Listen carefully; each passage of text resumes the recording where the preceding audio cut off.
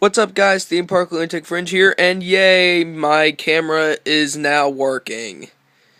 So, besides, I will be counting down the top 10 best roller coasters at Six Flags over Georgia.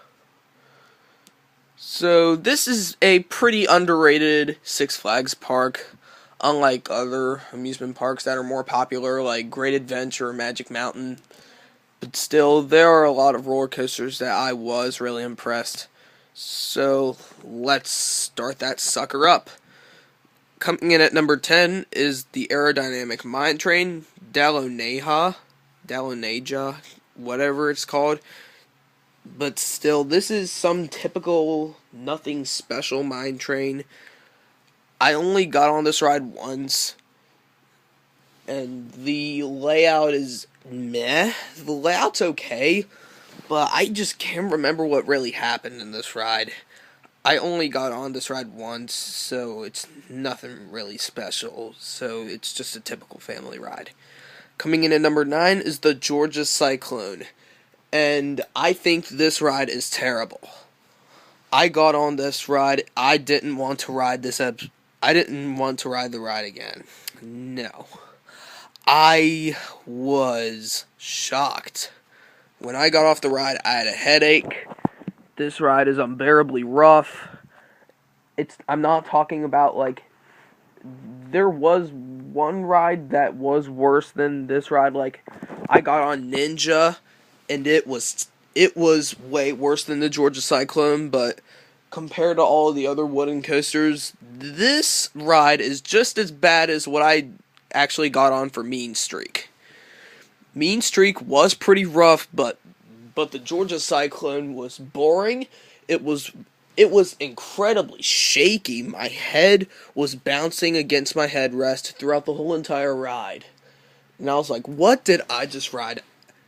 And I had my camera on, and it was shaking all over the place. And yeah, I was really disappointed. Once I got off, I was like, I am so glad that I never wanted to get on this ride again. I would have to ride it again for the credit, but I really hope this roller coaster gets an RMC treatment, or might need a retracking on GCI or any other different manufacturer from any wooden coaster. Yeah, just like Thunder Run at Kentucky Kingdom had retracking, RMC helped it reboot the coaster in 2014. But besides, I think the Georgia Cyclone needs retracking or RMC treatment. So please comment down below if you think Georgia Cyclone needs to get an RMC treatment or retracting. At number 8 is another Woody, the Great American Scream Machine. I was about to put it higher, but the ending, the very last moment of airtime was pretty painful. But despite all that, this is a decent wooden coaster. It has really good airtime, and I was kind of flying out of my seat. I'm not talking about some of the other roller coasters coming up on the list type of airtime, but it's not like Sky Rush kind of flavor airtime, but still out. But despite all that, this is still a really good roller coaster that brings out airtime, and it's a pretty good first roller coaster for kids. Yeah, it's a really good ride for kids and adults to ride. So it's not bad. I liked it. At number 7 is the Georgia Scorcher. Some people are shocked and some people are not. Most people aren't stand-up guys, but when I got on that one, I was blown away. This is one of my favorite B&M stand-up coasters. Those Green Lantern and Riddler's Revenge were better than that, but this ride is glossy smooth, unlike other B&M stand-up coasters that kind of shake you throughout the corkscrew. But darn it, this one is smooth as crap, man. But besides the roller coaster, there were a few moments that were kind of forceless. But just, if we take that aside, this is a really good stand-up coaster, but it is a relatively short ride. So this is why it's number 7. I was about to put it higher. At number 6 is Batman the Ride, which is the B&M Invert, which is a Batman the Ride clone on any other Batman the Ride rides. Yeah. Compared to all the clones, this is my least favorite Batman the Ride clone. And I have no clue why, but this is a very forceful ride. Don't get me wrong, it is a really fun ride. But I did experience one of the corkscrews of this ride did have a very slight B&M rattle. But still, it was a little bit shaky towards my feet. I had a lot of vibration in my feet. But still, this is still a decent invert. Definitely not a bad one. Don't get me wrong, it is still a fun ride. I do recommend riding it again. Now we get to the real stuff now. At number 5, Mindbender. Not to bite my shiny metal you-know-what. Not that kind of bender. Yeah, the Mindbender is a Anton Schwarzkopf looping coaster, which is more on the older side. Out of all the roller coasters by Schwarzkopf, this is my personal favorite. This roller coaster is intense. It has a nice terrain layout, and it's a really forceful roller coaster with a pretty good extended ride. It's pretty long, and the inversions are really forceful, and it's not that rough at all. It is a pretty smooth and pretty nice ride. It's a really unpredictable ride. I basically wanted to get on again and again and again when I get on this ride. Yes, I do find a slight rattle near the end, but still, unlike Great American Scream Machine, it's still a good ride. I still ride for the credit. It is just a really good Anton Schwarzkopf looping coaster I always wanted to ride. Coming in at number 4 is Superman Ultimate Flight. I am the one to weigh a ton, don't need a gun to get respect up on the street. Hey, Denzel Curry, that's not that kind of ultimate. Superman Ultimate Flight. This is the B&M Flying Coaster, which is kind of similar to Great Adventure and Great America.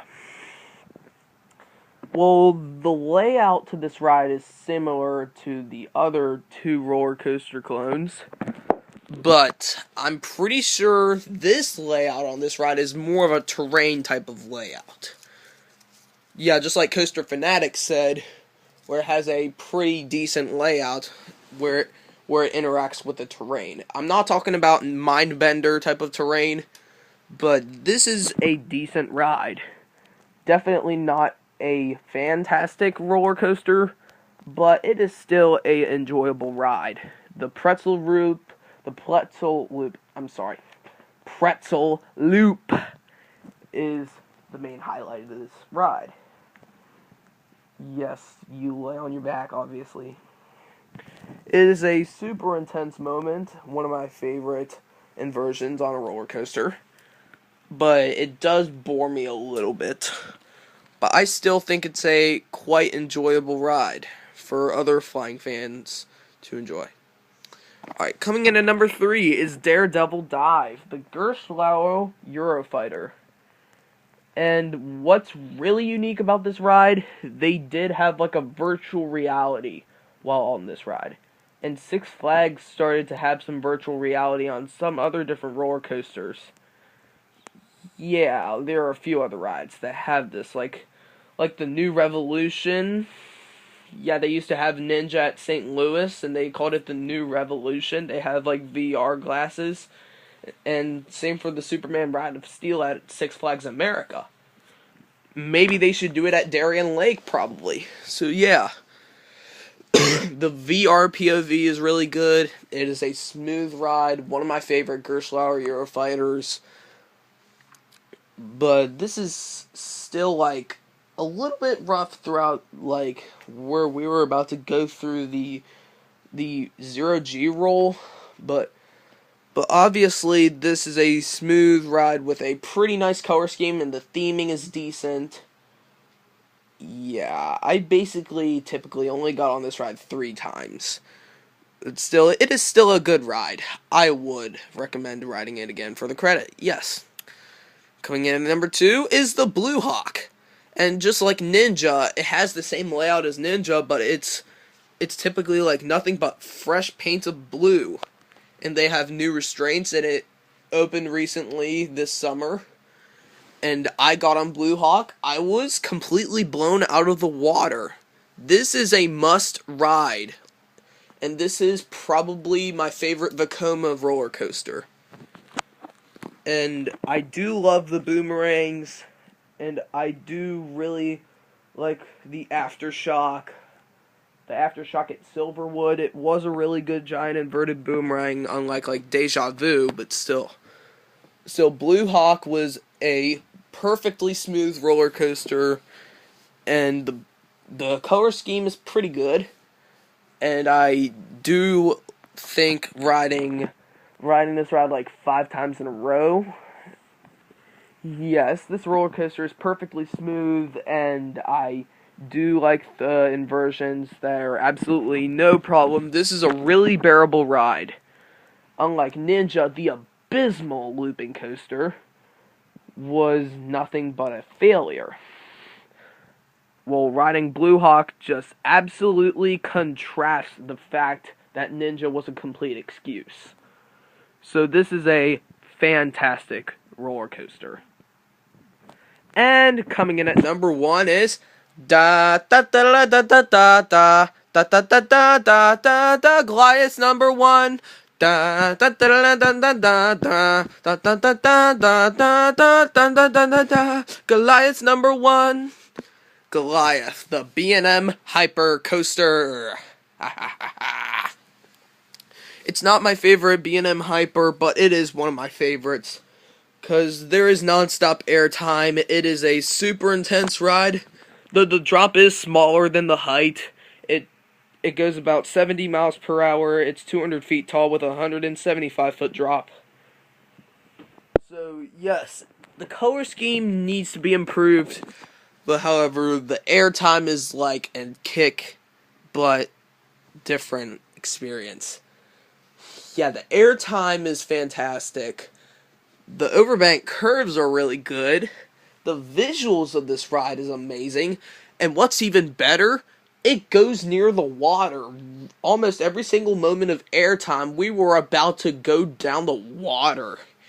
And if you are not in your restraint, you would fall flat in the water. It would be dangerous, but a really fun experience too. I do really love the setting, unlike Nighthawk at Carowinds, but still Goliath has a really good setting, and it has a lot of good moments of airtime, probably better than Apollo's Chariot, but still, there are a lot of different B&M Hypers that are better than this. But I still recommend, this is my personal favorite roller coaster at Six Flags over Georgia. Thank you so much for watching. Please comment down below, share, subscribe, and I will see you all next time. Oh, and by the way, I will be doing another second video, which is a SpongeBob review of Born Again Crabs, and I had an accident. Thank you so much for watching. Theme Park Lunatic Fringe, signing out.